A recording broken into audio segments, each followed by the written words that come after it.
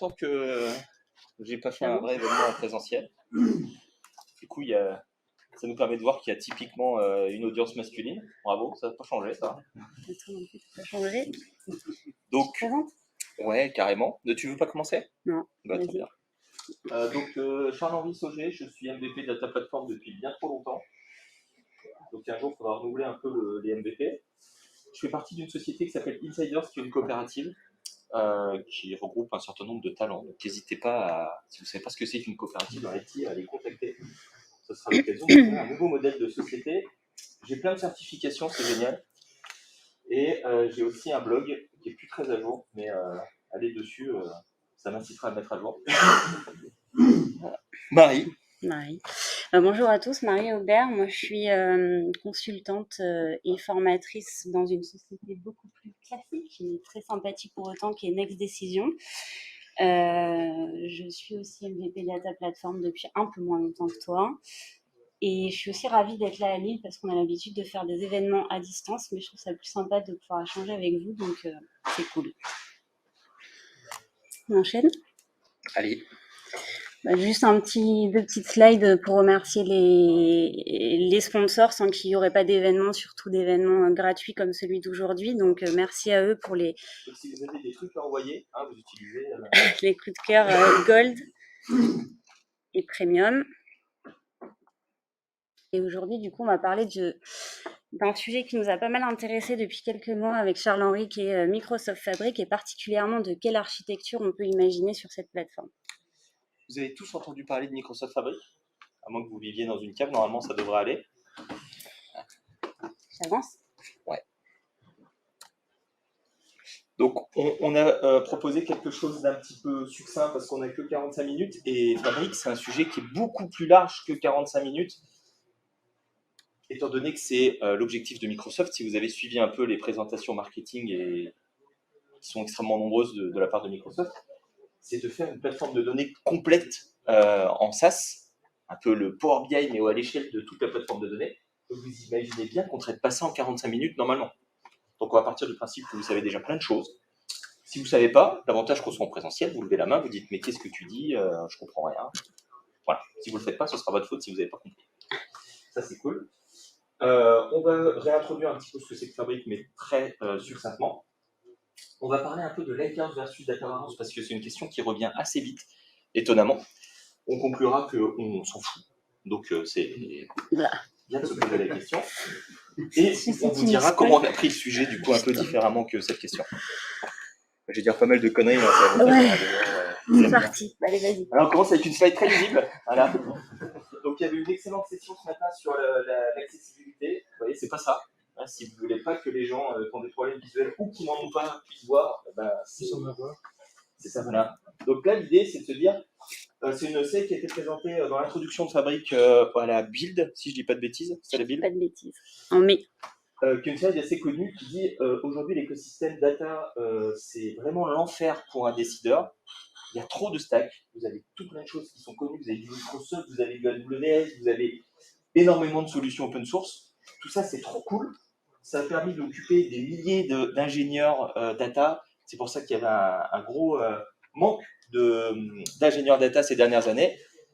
Et Microsoft, en voyant ça, il dit c'est vrai que c'est trop cool, ça permet aux consultants de facturer plein de jours, mais par contre, nous, on peut proposer quelque chose de plus simple.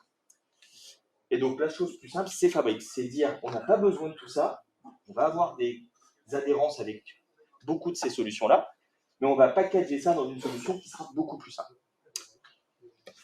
Pour plus jamais avoir besoin de présenter cette slide.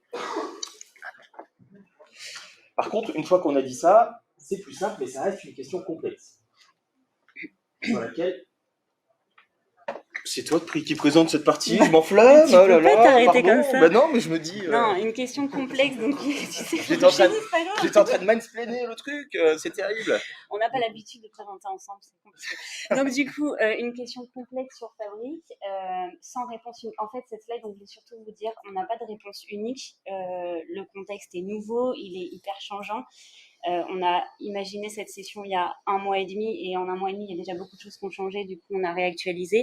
Donc voilà, ça va être très dépendant du contexte d'aujourd'hui, très dépendant de tout ce que Microsoft est en train de développer à côté, et donc peut-être que dans quelques temps, ce sera déjà un peu obsolète.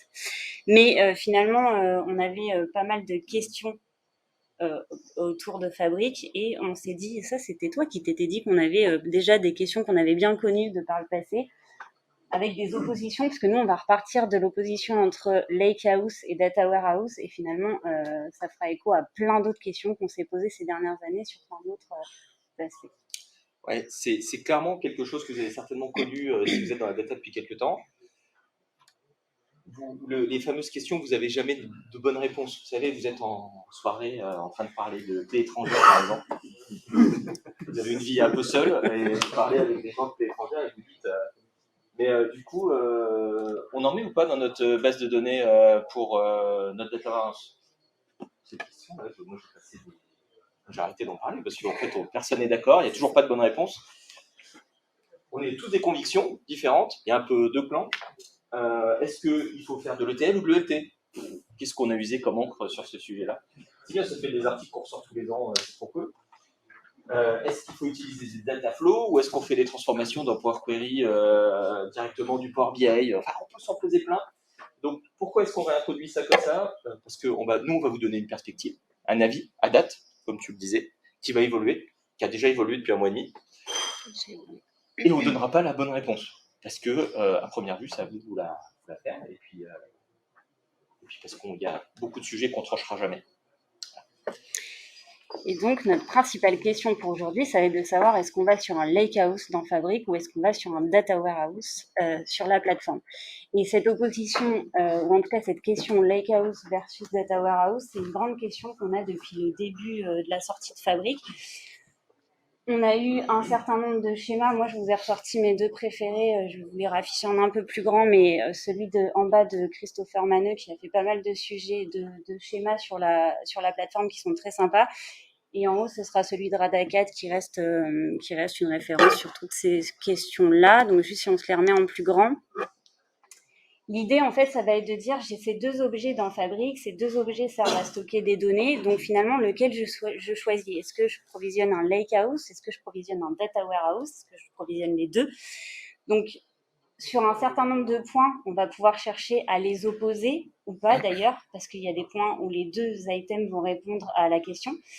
Donc moi, je retiens particulièrement les points différenciants pour essayer de nous faire avancer dans la réflexion. Donc si on va sur les points différenciants, on a le type de données, où dans le lakehouse, on va accepter tout type de données. Donc ça va être des données très structurées jusqu'aux données pas du tout structurées, type vidéo et images. Et dans le data warehouse, on aurait plutôt des données structurées, pour le coup, des tables, des colonnes, etc. On va retrouver également la sensibilité de l'utilisateur, donc comprendre le langage dans lequel il est habitué à coder. Donc, par exemple, on aurait tendance à retrouver plutôt les data scientists habitués au Python, au Notebook, au PySpark sur le Lakehouse, et plutôt les data ingénieurs habitués au Transact SQL sur le data warehouse. Et l'autre point où on peut voir une différence sur ce schéma, ça va être le multi-table transaction qui n'est pas supporté par le Lakehouse et qui est supporté par le data warehouse. Si je vais sur le schéma de Radakat, sensiblement, on retrouve les mêmes points. Donc, vous verrez, c'est un tableau. Il a aussi rajouté les data marts dont on ne parlera pas trop aujourd'hui. Mais il y a un point qui est intéressant aussi, c'est le point licence en bas ici, qui permet de voir que par contre, autant il y a des choses qui opposent les 2 objets, autant les licences sont les mêmes finalement dans Fabric pour ces 2 objets. Et ça, c'est un point qui va nous intéresser, nous, pour la suite. Donc du coup, la question, c'est de se dire finalement, les deux ont à peu près la même chose quand même, puisque vous constaterez que les points d'opposition sont assez faibles. Donc comment on les positionne dans notre architecture? Est-ce qu'on les prend un seul, et puis on essaye de tout faire avec, ou est-ce qu'on va prendre les 2? Pourquoi pas finalement? Je reprends là-dessus, tu peux y aller.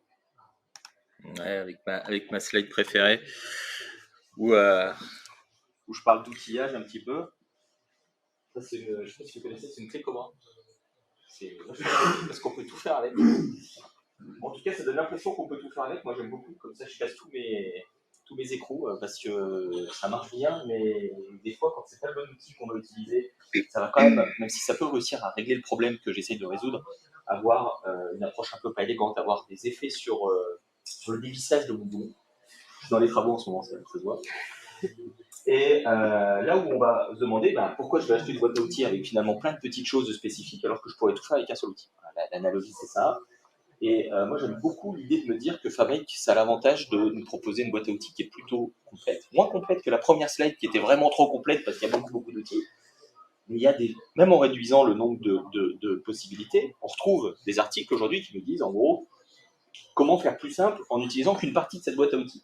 Je suis hyper triste de cette approche parce qu'on le dit en disant ça, on a déjà enlevé 99% des outils proposés dans la communauté open source.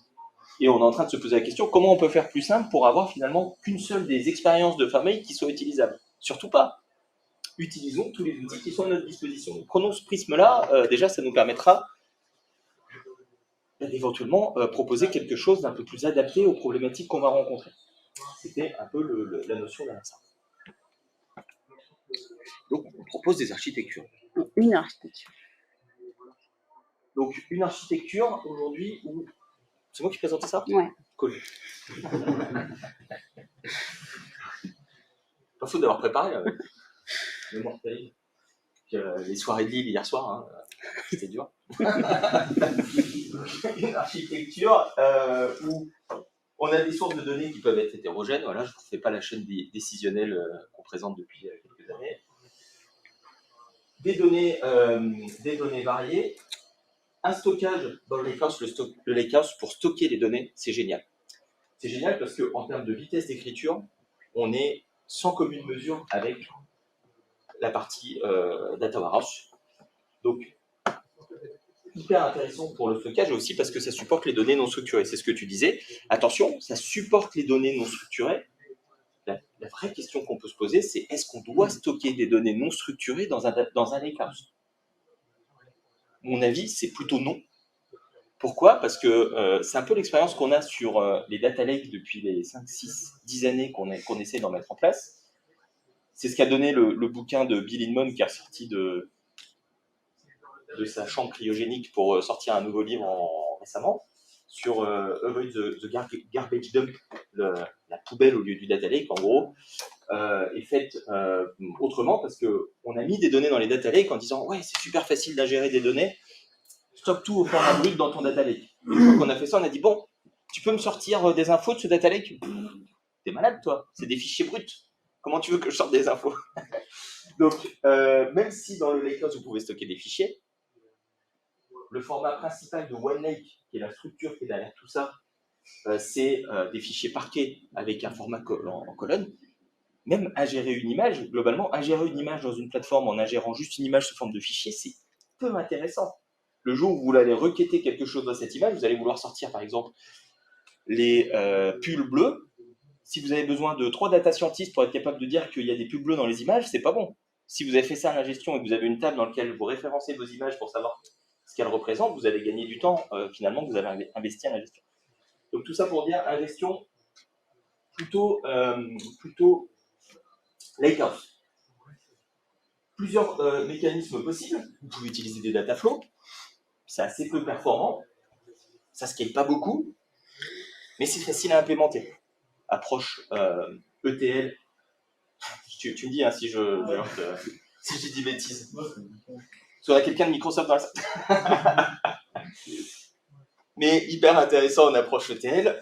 Vous connaissez Power Query depuis maintenant longtemps. Ça marche bien, c'est facile à prendre en main.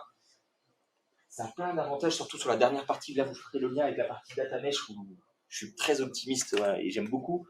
Donc Dataflow, c'est un vrai outil pour rendre capable les gens de faire des choses compliquées simplement.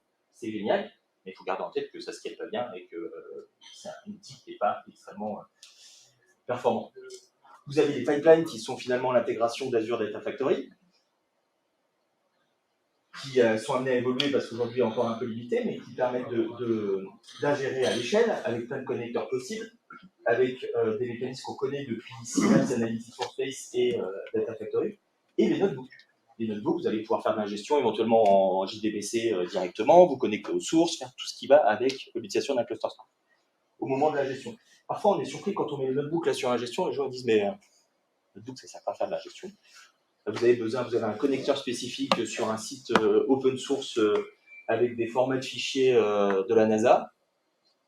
Si vous n'avez pas accès au Python ou à quelque chose au notebook, Pipeline ou Dataflow, il ne va jamais connaître ce format spécifique du monde de l'éducation avec une librairie développée par 2 personnes dans le monde. Donc le notebook, ça reste une bonne solution pour faire de la gestion, surtout dans Fabric. Je parle beaucoup là, hein. Ouais. Tu as vu tu me dis si je dis des bêtises. Les transformations qu'on peut faire, donc vous ingérez sous forme de table et éventuellement de fichiers, mais vous avez compris, perso, je suis plus sur la gestion sous forme de table.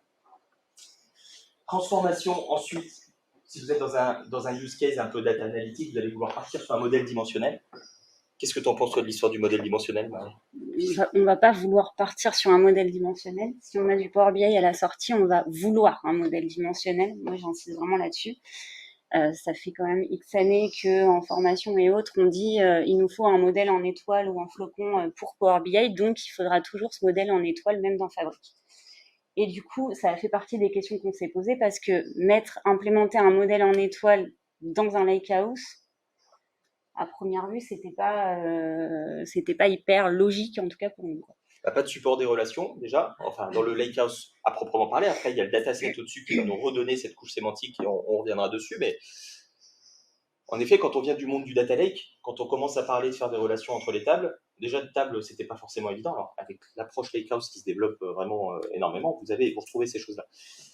Mais contrairement à la boîte à outils dont on parlait tout à l'heure, on disait il y a plusieurs outils, vous utilisez ceux qui correspondent. La modélisation, il n'y a pas de question. Si vous avez de l'analyse de données à faire, vous faites un modèle dimensionnel avec Fabric. Point.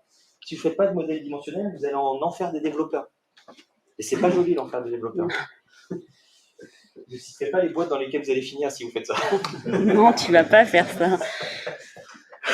Tout le monde a peur du coup que. Du coup, vous avez les données. Merci du coup. En effet, le modèle dimensionnel, on ne transige pas. Non. Hyper important. Si vous faites de l'analytique, si vous ne faites pas d'analytique et que vous avez juste besoin de. Dans ce cas-là, ça se passera plus bas. Ça se passera peut-être au niveau du lakehouse ou voilà. Mais en tout cas, la finalité de cette slide, et c'est aussi la raison pour laquelle on a architecturé le truc comme ça, c'est de se dire il va me falloir un dataset, puisque pour le coup, il n'y a pas 17 objets dans Fabric pour le faire, il va me falloir un dataset qui soit modélisé de manière dimensionnelle pour pouvoir faire des rapports Power BI. Puisque, a priori, si j'ingère des données, c'est quand même qu'à un moment donné, je vais vouloir les exploiter. Donc, de toute façon, il va falloir cette étape dimensionnelle. Donc, on a écrit en petit, mais quand même, on a écrit ici Fabric SQL Endpoint avec le petit logo qui ressemble, on le reverra après, très fortement à celui du Data Warehouse. C'est plus mon logo, d'ailleurs. Ouais. Elle est déjà has-been cette slide, franchement. N'importe quoi. Donc, qui ressemble très fortement à celui du Warehouse. Et vous verrez qu'en fait, quand on va passer sur la démo, ce qui émerge aussi, c'est de se dire que le Data Warehouse et le fameux SQL Endpoint qui se met sur le Lakehouse se ressemblent très, très, très étrangement. Et en tout cas, on a la sensation que ça pourrait finir par fusionner. Et c'est cet objet-là qui nous intéresse, nous, pour porter la modélisation dimensionnelle et pour pouvoir construire par la suite le datasets. Ouais. Donc, on comprendra bien pourquoi dans ta démo. Donc, vous avez tous ces mécanismes-là pour faire vos transformations. Et pourquoi c'est important la modélisation dimensionnelle ? Parce que l'objectif d'un data mart, vous l'appelez comme vous voulez à ce niveau-là, historisation. Donc, si vous alliez taper directement sur le lakehouse, ce serait compliqué d'avoir ce qu'on appelle des dimensions à variation lente ou des SCD, des Slowly Changing Dimensions. Difficile à implémenter directement si on était sur une couche vraiment non modélisée. Vous avez la gestion des surrogates keys, le fait que vous ayez plusieurs systèmes sources, que vous ayez des clés qui peuvent être communes, ou vous générez une clé subrogée qui peut être efficace. Tout ça, ça existe toujours, c'est hyper important. Et c'est presque là le plus important que de dire est-ce que j'utilise le Lakehouse, est-ce que j'utilise le Data Warehouse ? Si au moins vous finissez avec un modèle dimensionnel, déjà, c'est une bonne nouvelle. Ça veut dire que vous allez réussir à faire des analyses de chiffres et peut-être à prendre des meilleures décisions. Donc, transformations qui peuvent se faire en SQL, pas sur le SQL Endpoint pour l'instant. C'est-à-dire qu'on ne peut pas faire d'édition aujourd'hui des données sur le SQL Endpoint du Lakehouse. Mais par contre, on peut faire du SQL dans les notebooks. On vous le montrera rapidement dans les démos. Et modèle dimensionnel qui peut être dans le SQL Endpoint de Fabric ou dans le Data Warehouse. Ce qui n'empêche pas d'avoir quelque part dans l'entreprise, dans le projet, un data mart qui est un objet Power BI data mart. C'est quelque chose qui va beaucoup évoluer, ça ne va pas encore évoluer autant que ça doit évoluer. Et personnellement, je suis très confiant qu'un jour ça évolue. Je regarde parce que je sais qu'on n'est pas forcément d'accord. C'est ça, moi je regarde En avec tout cas, sémantiquement, j'aime beaucoup l'idée de me dire que j'ai un entrepôt de données qui contient beaucoup de tables, qui a une modélisation qui est peut-être complexe et qui peut être des fois un peu éloignée des besoins du métier, et un data mart qui soit une vision réappropriée par le métier, qui puisse être plus localisé avec le fichier Excel qui est intégré, il n'y a pas de problème parce que c'est à la main du métier. Là où sur le endpoint SQL du Lakehouse, avoir le métier qui vient de me charger sur fichier Excel, ça m'embête un petit peu, faire des choses comme ça. Toujours la boîte à outils, ça nous donne l'occasion de faire des choses en plus. Ouais. Pardon. Non, vas-y. Et ce qui est intéressant, c'est qu'à la fin, on finit tout finit dans One Lake Data Hub, c'est-à-dire que vous pouvez faire ça, du Lakehouse, du Data Warehouse, du Data Mart, du Dataset. À la fin, vous avez tout dans le même catalogue. Et là, Microsoft, il a tué le game. Il a dit, on va tout consolider dans le même catalogue, dans le même référentiel, que ça soit la personne qui est dans son équipe, que ça soit la personne qui est dans l'IT, que ça soit... Tout ça, c'est accessible et juste avec de la gestion de permission, on y a accès de la même façon, on a la même expérience de consommation et de publication. Et ça, c'est fort. Ça, c'est vraiment le point fort de la solution. On va voir ce que ça donne. On va voir ce que ça donne. Juste une petite question. Oui. C'est vrai qu'on voit qu'il y a donc les Lakehouse. Quand je vois qu'il y a du dataverse, est-ce que c'est pas des fois plus pertinent de passer outre le Lakehouse et d'aller directement dans le modèle dimensionnel? Alors, personnellement, je pense que non. D'autant plus que aujourd'hui, ils viennent de sortir cette semaine l'intégration en tant que shortcut, en tant que raccourci dans le Lakehouse vers le dataverse. Okay. Donc du coup, on va pouvoir le référencer. L'objectif de cette couche-là, ça va être de référencer tous les data assets d'ingestion de base de l'écosystème de l'entreprise. Et c'est un intérêt. En fait, c'est un peu la même question qu'on pourrait se poser sur il y a longtemps, quand on faisait encore de la BI conventionnelle, on faisait des zones de fichiers avec des exports CSV. On se posait la question, est-ce que ce serait pas pertinent plutôt d'aller chercher avec mon ETL directement dans la source opérationnelle, ce qu'on faisait d'ailleurs parfois. Malgré tout, cette couche de CSV, c'est ce qui permettait de régénérer les choses, de vérifier les données qui avaient été chargées. Donc cette étape de staging, finalement, elle a cet intérêt. Les données, s'assurer qu'elles sont stables et... Exact. Ou répondre au métier qui va dire, ah ben non, mais ce chiffre, il n'était pas comme ça dans l'application source. Ouais, attends, regarde. Tu vois, cette colonne. Et en plus, maintenant, il y a accès. S'il a le One Lake Explorer, on peut lui dire, bah tiens, tu vas regarder dans le dossier et puis tu vas jouer avec des parquets. Bon, c'est un peu bon, ouais, rien dit. Mais il a accès en tout cas à ces données-là. Et ce qui va être intéressant aussi, c'est que on va le voir, finalement, mettre des données ici, c'est un peu les mettre dans le data warehouse en même temps. C'est ce que va montrer Marie juste maintenant. Merci pour la transition, impeccable. Alors du coup, on a imaginé une démo. Donc je suis sur un espace de travail ici sur Fabrique qui s'appelle Service Client. On a imaginé une démo un peu bout en bout, où je ne vous repasserai pas tout parce qu'on n'aura pas le temps, mais l'idée c'est qu'on a un certain nombre de sources opérationnelles. En l'occurrence, on a une base SQL, on a du Dynamics et on a du SharePoint. Et l'idée, ça va être, ok, j'ai toutes ces données-là et je veux les intégrer jusqu'à un rapport Power BI. C'est du dataverse, t'as raison. C'est du dataverse, c'est du dataverse. Donc, si on suit l'architecture dont on vient de parler, le premier objet que l'on a créé dans cet espace de travail où il y a beaucoup de choses. Donc là, vous vous dites ce bordel que ça va être. Mais les dossiers vont arriver. Ça arrive. Et puis, bon. Ouais.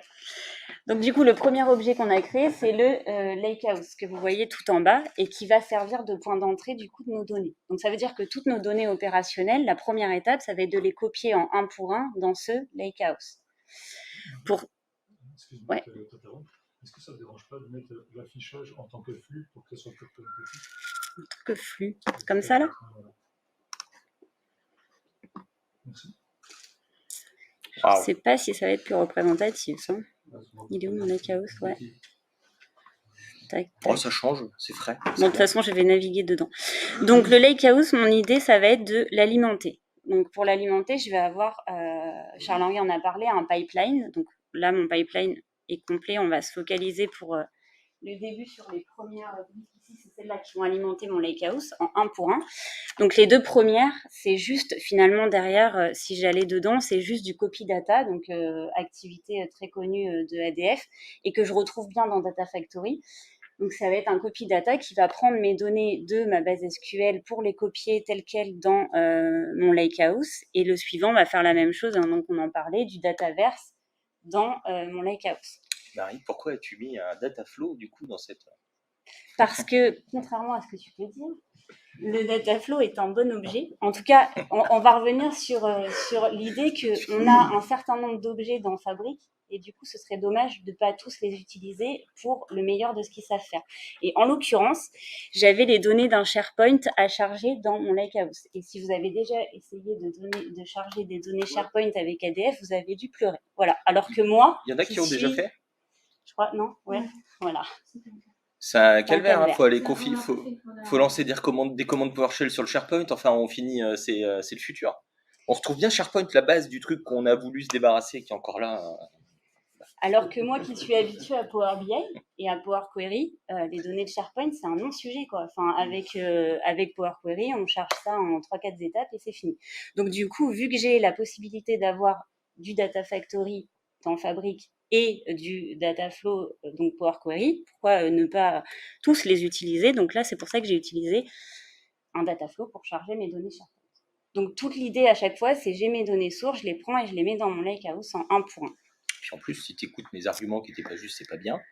J'ai dit ça scale pas et c'est pas performant. Alors si tu scales pas et c'est pas performant sur un fichier Excel dans un SharePoint, ça devrait aller. Normalement, personne va mourir.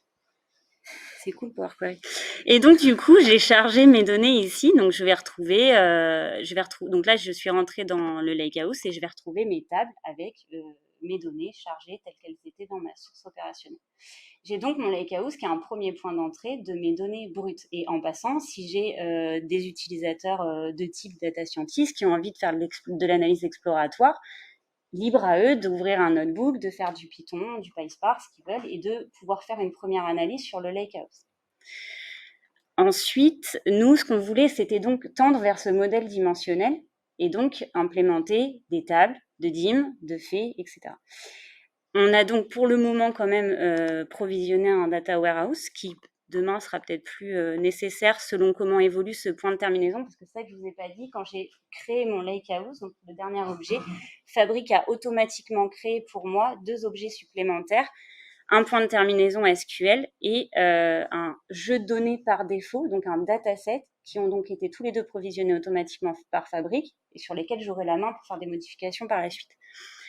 Pour le moment, nous, on a quand même créé un entrepôt et si je reviens dans mon chargement, l'idée, ça va être de jouer l'ensemble de ces procédures stockées donc en SQL parce que je suis sur le Data Warehouse, donc de procédures stockées qui vont permettre de transformer mes données sources en dimension client, en fait commande et en fait incident puisqu'on est sur un modèle qui ressemble à ça et avec une dimension date. C'est intéressant parce que en gros, on s'est posé la question de se dire est-ce qu'on continue d'utiliser le data warehouse, est-ce qu'on se dit qu'on garde que le lakehouse, c'est la question qu'on j'ai déjà évoquée avant.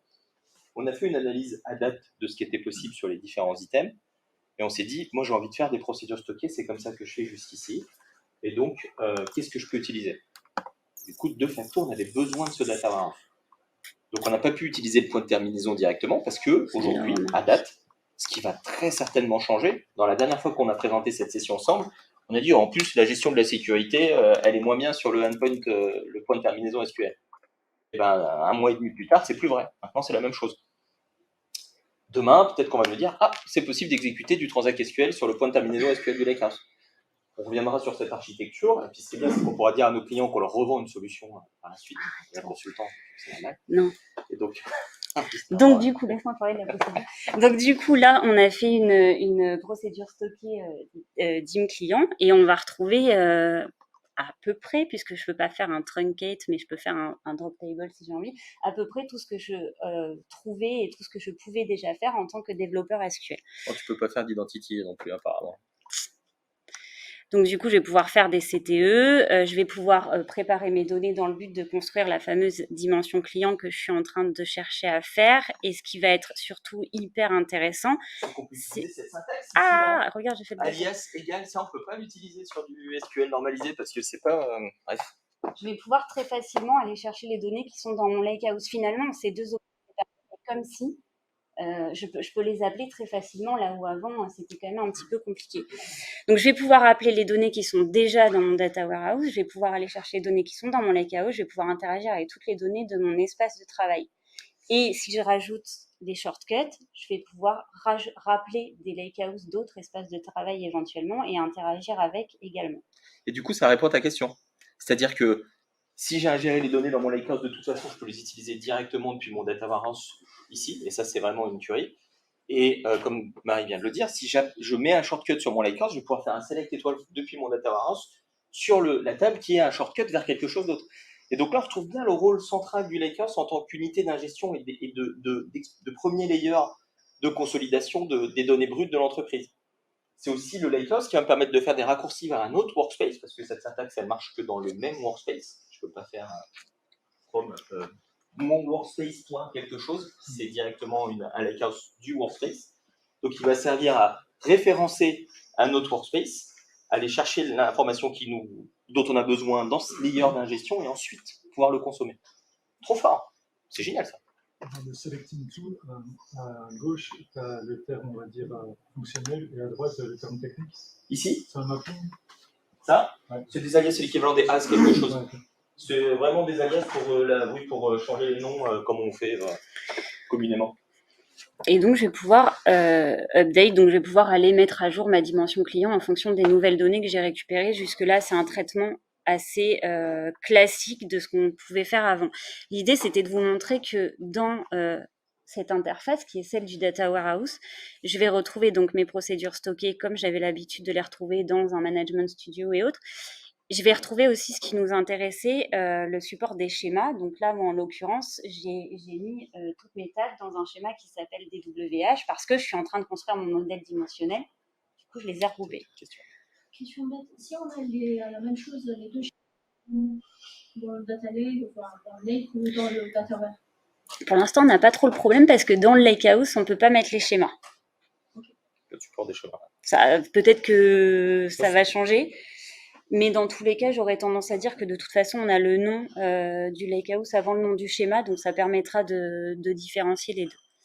Et donc d'ailleurs, le non-support des schémas dans le lakehouse, c'est aussi une des raisons pour lesquelles on est parti sur l'idée de mettre un data warehouse, parce qu'on avait envie de pouvoir organiser nos tables et de pouvoir avoir quelque chose de sémantiquement assez parlant. Donc là, j'ai j'ai mes données sources, j'ai mon chargement quotidien qui va alimenter en 1 pour 1 dans le lakehouse, puis qui va transformer mes données pour construire un modèle dimensionnel. Et comme je vous le disais tout à l'heure, la finalité de tout ça, ça va être de provisionner un dataset et de faire un rapport Power BI dessus. Ce qu'on retrouve d'assez nouveau aussi, c'est le modèle ici, directement depuis le Data Warehouse. Et si je clique dessus, je vais retrouver mes tables de DIM, mes tables de faits, puisque du coup, là, je suis sur le Data Warehouse, donc je retrouve bien les tables que je vais exploiter dans mon schéma en étoile. Et je vais pouvoir provisionner un dataset, c'est celui qui est généré automatiquement par Fabric, et je vais pouvoir aller me connecter dessus sur Power BI. Et juste avant de te passer la main, pour vous montrer, donc là, c'est l'interface du Data Warehouse. Je vais juste vous montrer l'interface du Endpoint SQL.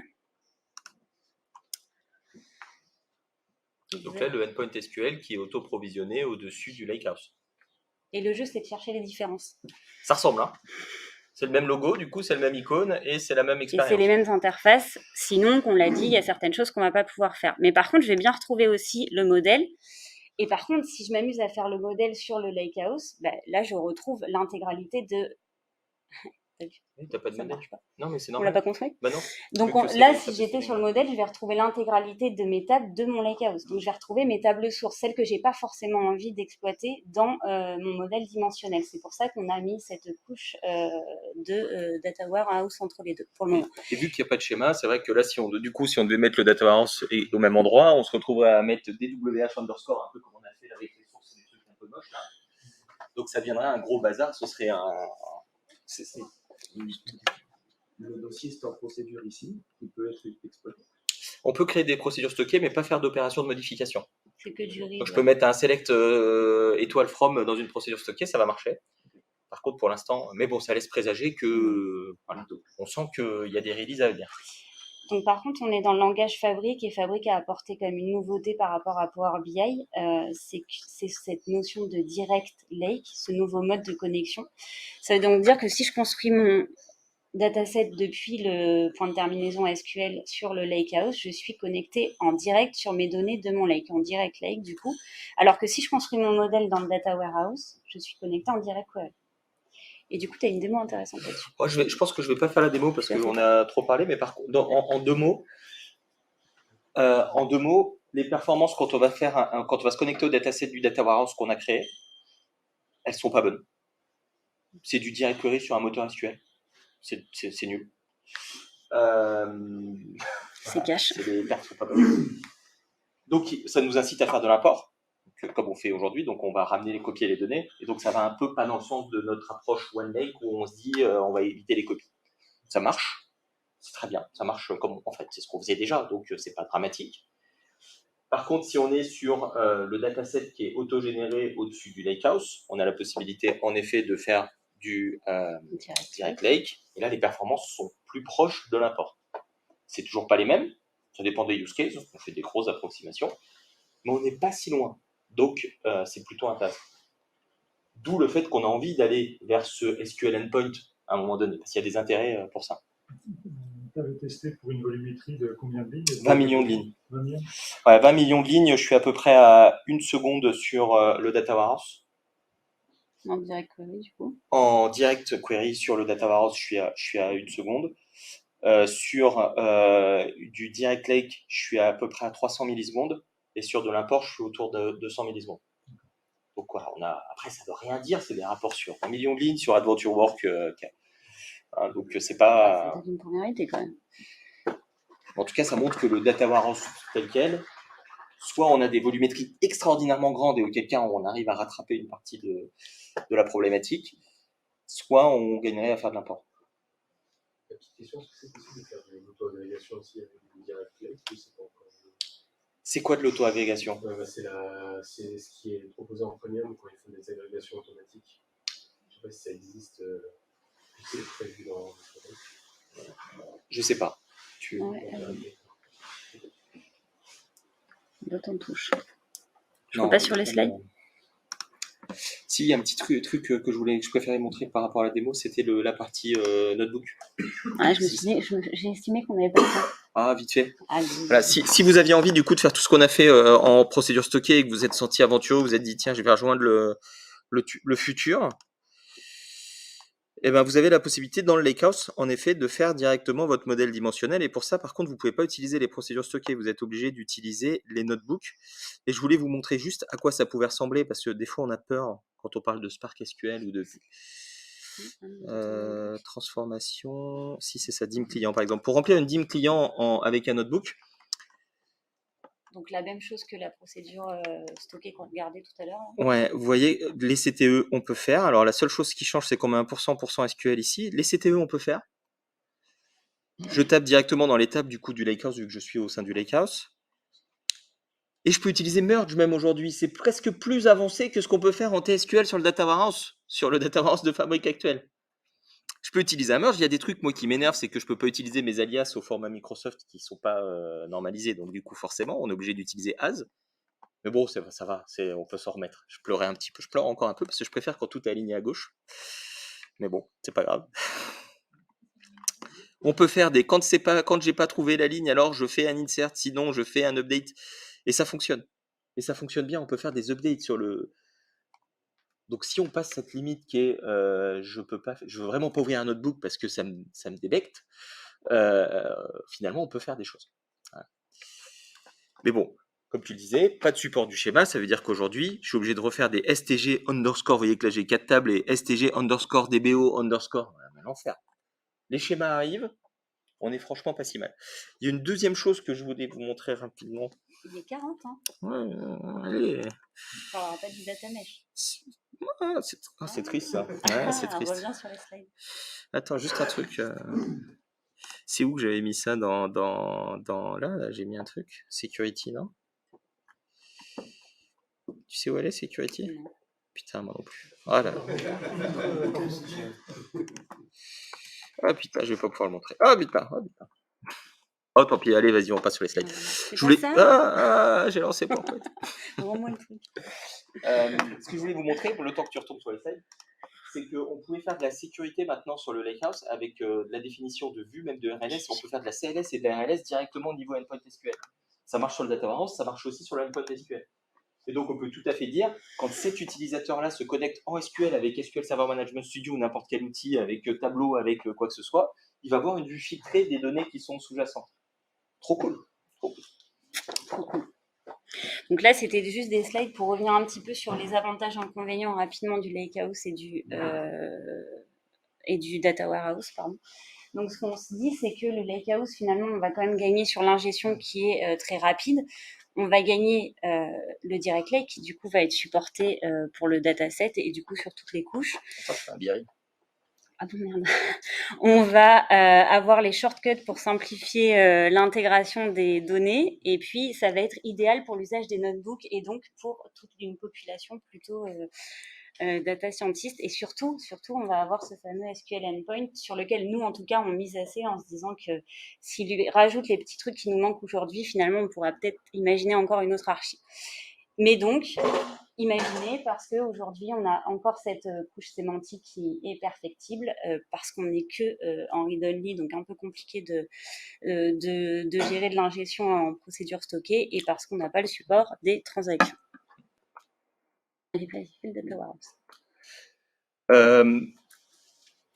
On avait la gestion, parce que là on n'a pas mis à jour du coup, mais gestion des permissions complètes maintenant, on est assez ISO des deux côtés. Le TSQL, vous l'avez vu à travers la démo de Marie, qui est supporté, mais pas autant supporté que le Data Warehouse de Synapse Analytics. Allons savoir pourquoi. Les identities qui ont mis du temps à apparaître sur Synapse Analytics SQL Pool dédié a redisparu à chaque fois. Je trouve ça fascinant. Et ils ont fait c'est pourri le code, on recommence. Et ils ont dit merde, c'est vrai que c'était compliqué ce truc en fait. Le fait d'avoir la possibilité d'interroger les tables du Lakehouse de façon transparente, c'est quand même un truc qui est assez extraordinaire. On peut faire des notebooks sur un data warehouse, parce qu'on pourrait se dire non, mais on peut pas. Si on veut faire des notebooks, il faut aller forcément sur un Lakehouse. On peut faire des notebooks, c'est du Python, on fait du Python, c'est du Python ou du SQL. On peut faire du Python avec une source data warehouse sans problème. Et on a remis perfectible, décidément. Je ne sais pas qui a relu ces slides, mais la couche sémantique est meilleure aujourd'hui sur le data warehouse, même s'il nous manque quand même quelques petites choses comme les identités. Et niveau ingestion, c'est très difficile. Les tests de performance que j'ai fait sur la gestion du data warehouse, c'est les mêmes galères que sur le data warehouse de Synapse. Faut se poser la question du partitionnement. Il faut vraiment faire de l'optimisation, là où le Lakehouse, ça mange la data de façon assez impressionnante. Pas de direct lake, ça veut dire que les problématiques de performance dont je vous parlais avec le Lakehouse, à moins de faire de l'import, il n'y a rien aujourd'hui qui le permet. Toutefois, on peut faire un shortcut vers le data warehouse depuis un Lakehouse et du coup, on a du direct lake. Ouais, ça, c'est assez surprenant. Mais bon, si vous faites ça, vous allez en prison. Pareil, l'enfer des développeurs de la dernière fois. Et puis, il n'y a pas de support des shortcuts directement au niveau du data warehouse. J'avance un peu si tu veux qu'on parle du data mesh. C'est une minute, hein, c'est chaud. C'est chaud. Donc juste en grande synthèse, avant de vous parler de cette vision data mesh qu'apporte Fabric, donc concernant l'usage des lakehouse, data warehouse, dataset, etc. Ce qu'on vous disait, c'est qu'il n'y a pas de coût supplémentaire. Finalement, tout est pris en charge dans la licence Fabric, donc ce serait un petit peu dommage de s'en passer. C'est pour ça qu'on a beaucoup insisté sur utilisons tous les objets dont on a besoin. Et en plus, on va avoir le même stockage dans OneLake sous-jacent en fichier Delta Parquet, donc très intéressant aussi. C'est un game changer, ça. Hein. Ça, c'est un truc qui disrupte pas mal ce qu'on faisait jusque-là. On a, peu importe le compute qu'on va utiliser de toute façon, ça fait partie de notre capacité Fabric. Plus besoin. Pourquoi on se poserait la question de tu fais un data warehouse, ça coûte. Aujourd'hui, on pourrait dire ça coûte plus cher. Mais là, on peut pas, c'est la même chose. On paye en fonction du stockage Dans tous les cas, on paye un peu de stockage et on paye surtout pour la capacité. Le stockage, c'est clairement pas l'élément discriminant comme d'habitude. C'est données chaudes, données froides. Non, c'est tout données chaudes pour le coup là. On n'a pas particulièrement insisté dessus aujourd'hui, mais on trouvait que particulièrement toi du coup, mais on trouvait que ça apportait aussi une couche sémantique forte parce que on n'est pas revenu en fait sur cette terminologie que vous connaissez peut-être, bronze, silver, gold, qui amène en fait la transformation de la donnée. Donc en bronze, la donnée n'est pas transformée, en gold, elle est prête à l'analytique.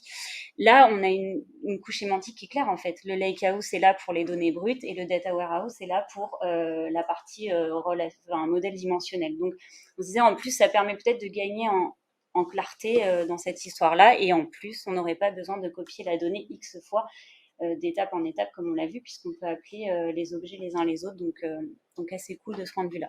Je suis fan des logos, plutôt que des dossiers avec écrit Silver Gold, ce qui ne veut rien dire du tout. Vous avez un truc, vous dites le Lakehouse, c'est la couche d'ingestion privilégiée, si les data scientists veulent faire des trucs, c'est ici que les tables vont se présenter, elles ressemblent beaucoup aux données sources, etc. Vous avez une histoire à raconter. Derrière, vous avez un autre icône qui est le Data Warehouse, un autre icône qui est le Data Mart. C'est génial. Ça permet de ranger beaucoup mieux sa chambre que des dossiers avec écrit un truc qui n'a rien à voir avec la donnée, en fait.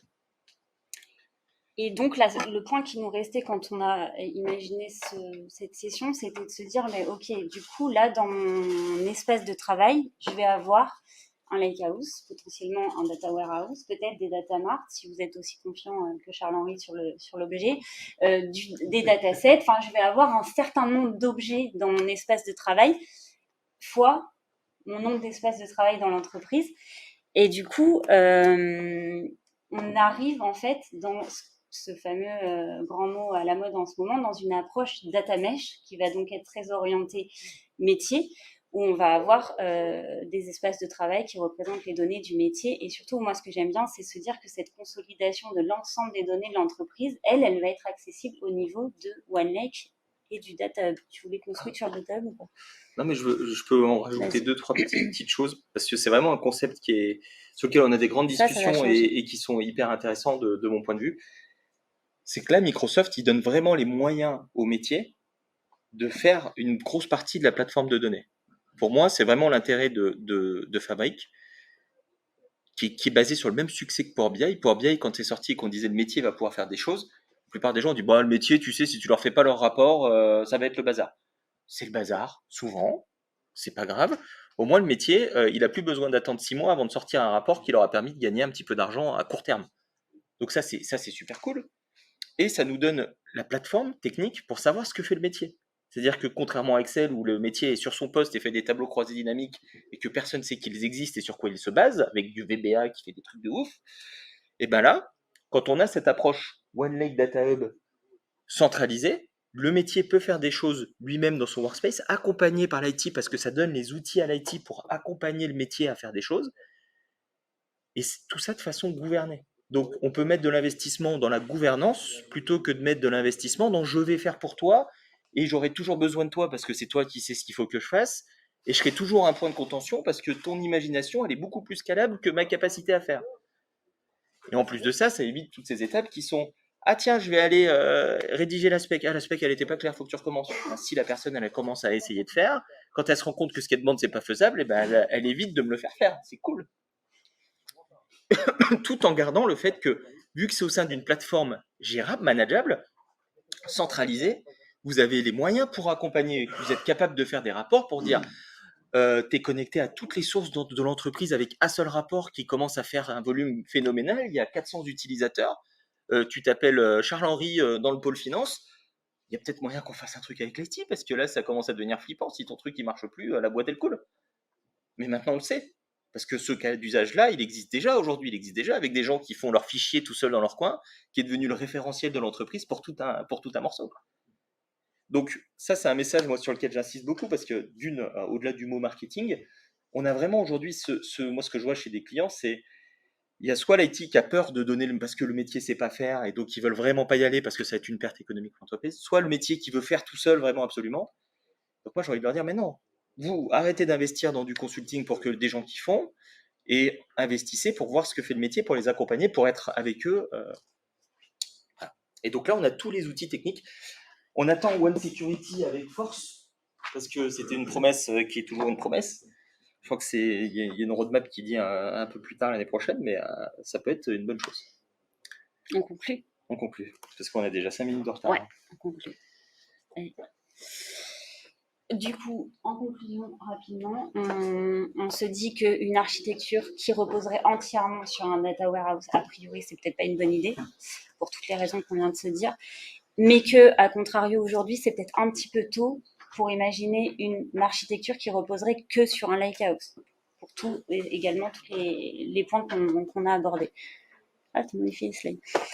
Ouais. Et on garde bien à l'esprit que, par contre, les développements sont continus en ce moment côté Microsoft, et donc ce qu'on se dit aujourd'hui aura peut-être changé dans 2 mois, aura sûrement changé dans 2 mois, et peut-être qu'on pourra repenser l'architecture en fonction. Je peux faire attendre. Voilà, mais que donc dans tous les cas, moi c'est sur ce point-là que j'insisterai, c'est que dans tous les cas, il va quand même falloir à un moment donné dans notre architecture imaginer un modèle dimensionnel pour alimenter les datasets, peu importe qu'ils soient en import en direct lake ou autre, et pour à la fin pouvoir faire des rapports Power BI qui soient stables dans le temps et qui fonctionnent bien. Et du coup, Jean-Pierre, c'est ce qu'on dit depuis 15 ans maintenant, c'est Kimball tout ça. On n'a que 5 minutes de retard, on est pas mal. C'est pas mal, c'est pas mal. Et voilà. Est-ce que vous avez des questions? Ouais, ah bah clair. Bah, Je vous avais demandé est-ce que ça aurait intérêt d'utiliser un data mart si on a des capacités. alors, c'est une excellente question. Le data mart aujourd'hui, il porte plein de choses. Déjà, il y a même la notion sémantique derrière le data mart. Le data mart, c'est quelque chose qui est plus à la main d'un métier.